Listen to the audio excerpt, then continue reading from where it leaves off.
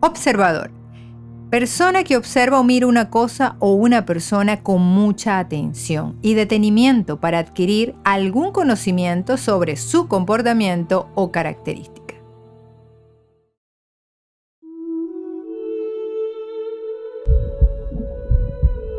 Bienvenidos, queridos exploradores. Hoy es el día para observar, una competencia característica de todo explorador, ser observadores. Y en esta exploración es ser observadores de nuestros bebés y recuerden, de nosotros en primer lugar. ¿Qué ocurre cuando observamos? Cuando observamos una cosa, una persona o una situación, surge una interpretación que hacemos. ¿Desde qué? Desde nuestra información. Recuerden que en esa información está lo que traemos antes de nacer y lo que vivimos después de nacer. Es decir, observamos desde el ser humano que estamos siendo. Observamos desde lo aprendido. Por ejemplo, mi hijo de 2 años pone cara seria y se aleja cuando yo le quito un juguete para guardarlo y le digo al verlo, no seas malcriado. Ese no seas malcriado es una interpretación que estoy haciendo de observar la cara y actitud de mi hijo. Interpretación que está basada en mi historia, en la cual se me decía a mí malcriada por tener comportamientos de ese tipo o porque me decían que esas actitudes eran de malcriados. Entonces aprendí. Esto es ser malcriado y ahora lo veo. Pasa por mis archivos de memoria instalada y lo expreso en mi lenguaje verbal y o corporal hacia mi hijo. Hago un paréntesis porque en el atelier, que es mi campo de estudio, justamente esta semana hubo una discusión entre niños y uno de ellos le decía al otro con una voz autoritaria, como que si yo estuviese viendo el papá en ese cuerpo de ese niñito, diciéndole al otro, de su mismo tamaño, no seas malcriado, tú eres una malcriada. Y yo decía, ese lenguaje, ese discurso que está dando, no es de él. Eso está comprándolo, eso lo está imitando a su papá, porque no entraba en el contexto, era como por poner algo ahí. Bueno, ahí está surgiendo la imitación, ahí está el modelaje. No seas malcriada. Continúo. Puede ocurrir la misma situación, pero con otra mamá. Y ella, al ver la cara y actitud de su hijo, le dice, perdóname, mamá no es mala, no te pongas así, que me pone triste. ¿Te lo dejo un ratico más? Sí, ¿quieres que te deje el juguetico un ratico más? Otra interpretación desde su historia. Posiblemente esa mamá tiene en su información que poner límites significa perder el amor o reconocimiento del otro. ¿Qué habrá escuchado, visto ella en su infancia, en su pasado, para sentirse mala con la expresión de su hijo? ¿Qué habrá visto ella para que esa cara y actitud de su hijo la ponga triste y la haga ceder? ¿Qué la hace a ella dejar la responsabilidad en su hijo de 2 años preguntándole, ¿te lo dejo un ratico más? ¿Sí? Cuando ella, en teoría, es la adulta. O sea, ¿qué la lleva a usar ese lenguaje? En estos 2 ejemplos les muestro cómo puede funcionar nuestra observación desde la ignorancia de no conocer el proceso de observar. Y de esta forma comenzamos a mostrarle a nuestro hijo un lenguaje que quizás le afecte, porque él, con esa cara y esa actitud, no está expresando ninguna de las 2 formas interpretadas de esas 2 madres. Y es aquí donde comienza la creación, por supervivencia, de la imagen de nuestro hijo, que conversamos en el podcast anterior. ¿Para qué? Para proteger su herida, su vulnerabilidad no observada, no escuchada. ¿Cómo? En el primer ejemplo, el niño ve la reacción de la madre, la cual, al decir, no seas malcriado, pone una cara rígida, ceñida y una voz fuerte, áspera. Y esas expresiones el niño las percibe como algo desagradable, que ocurre por él, por su culpa. Claro, sin entender nada. Él lo único que sabe por instinto es que ese momento es desagradable. Es aquí en donde si no aprendemos qué es observar, continuamos con nuestros juicios, opiniones reactivas, y ese niño creará un escudo llamado condescendencia, que es una persona que siempre lo da todo para estar bien con el otro. ¿Y dónde comenzó eso? Con papá, con mamá. ¿Por qué? Porque ese niño buscaba reconocimiento, pasando sobre sus necesidades.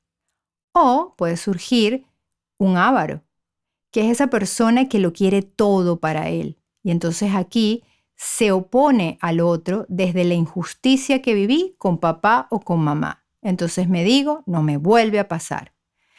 En fin, en los dos casos hay heridas no sanadas, que como padres no vimos en nosotros, mucho menos en nuestros hijos. Y de esa forma no facilitamos el aprendizaje para sanarlas. Ya de adulto le tocará a él o a ella sanarlas y vivir su proceso. Henos aquí, ¿verdad? Bueno, ahora que sabemos cómo funciona esto de observar, comenzamos a comprender que somos observadores diferentes, con interpretaciones diferentes del mundo que vemos. Vivimos en mundos interpretativos. En esta frase se encuentran los secretos y milagros de nuestras relaciones, es decir, de nuestra existencia. Siguiendo con los ejemplos anteriores, ninguna de las dos mamás sabe con certeza lo que le hizo al niño actuar de esa forma, y no lo sabe por la sencilla razón de que no le preguntó, y además lo observó con juicio automático. Todo esto basado en que estamos siendo padres desde el desconocimiento propio, desde la ignorancia de lo que es ser humano. Muy bien, para continuar, vamos a darle entrada o le quiero dar entrada a dos conceptos, que es juicio y automático. Vamos con juicio. Facultad del entendimiento, por cuya virtud el hombre puede distinguir el bien del mal y lo verdadero de lo falso. Puede ser también una opinión razonada, que alguien se forma sobre una persona o una cosa. Vamos con automático. Mecanismo que funciona por sí solo o que realiza total o parcialmente un proceso sin ayuda humana. Es decir, que se hace sin pensar o de forma involuntaria. ¿Por qué traer estos dos conceptos en este momento? Porque a veces los niños tienen comportamientos que nosotros como papás decimos, qué raro, no sé por qué él actúa así.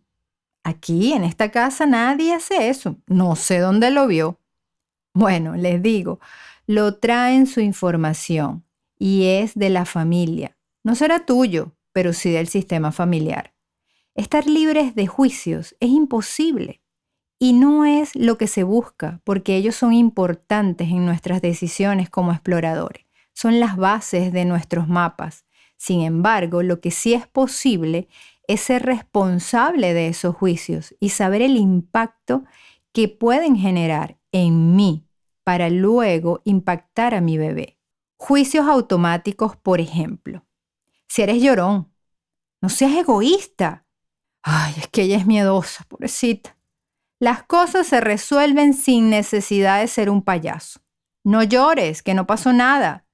Tú no puedes, dame acá, solo hago yo. No puedes hacer lo mismo que Carlitos. No fue tu culpa, fue del otro.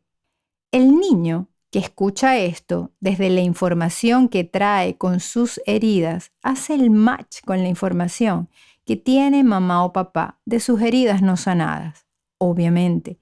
Y digo obviamente porque de lo contrario no existirían esos juicios automáticos de parte de los padres.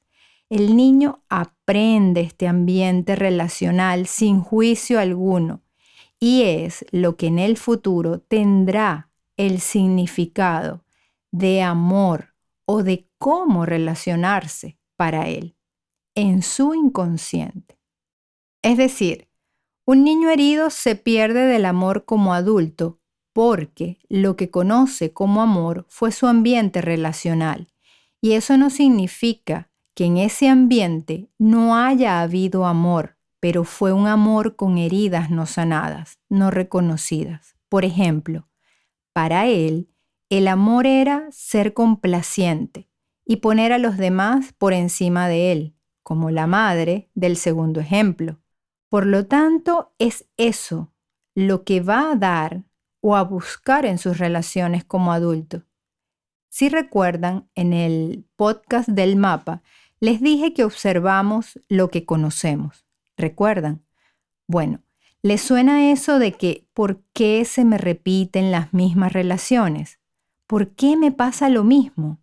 Esto ocurre porque estoy reproduciendo una y otra vez ese ambiente relacional que viví en mi pasado. Y por ende aprendí como niño de las personas que me amaban, me alimentaban, cubrían mis necesidades básicas. Si no aprendo este proceso de aprendizaje, estaré viviendo como un niño y no como un adulto responsable de mí mismo. Y como estos juicios y etiquetas que ya les nombré, cada uno de ustedes debe tener una lista larguísima que le dijeron a ustedes, que ustedes han dicho y continúan diciendo. Pero tranquilos, exploradores, no es para sentirnos mal. Al igual que yo, no tenían esta información. Y ahora que comienzan a escucharla, a verla, entonces es cuando digo, no somos culpables, sí responsables. Yo aún continúo con esos juicios automáticos, pero no pasa nada. Soy consciente, lo observo y tengo otra oportunidad. Me doy otra oportunidad para hacer el alto y hacerlo diferente. Recordemos, es un proceso. De esta forma, terminamos por hoy la observación. Entonces, atentos a las pistas que estaré publicando para la semana. Cuídense y observen a sus hijos y obsérvense a ustedes. Hoy es el día para observar con juicio sano y no automático. Hasta una próxima vez.